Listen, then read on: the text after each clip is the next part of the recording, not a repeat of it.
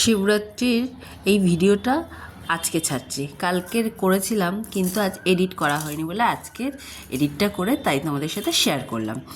আমি আর আমার মেয়ে চলে গেছিলাম পুজো দিতে। এটা হচ্ছে সমাধি মন্দির।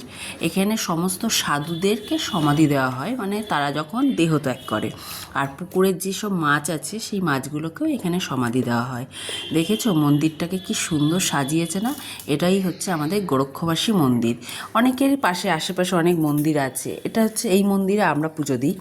দেখেছো আর লাইনে দাঁড়িয়ে পড়েছি, প্রচুর ভিড়ও হয়েছে কালকের।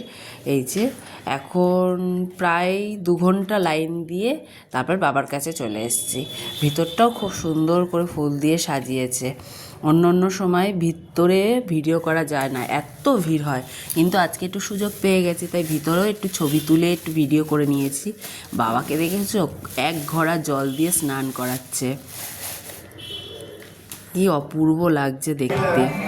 এই যে এবার পুজো দিতে বসে গেছি, পুজো টুজো দেওয়া হয়ে গেছে, এবার একটু ভালো করে মাথা ঠুকে নমস্কার করে দিচ্ছি বাবার কাছে।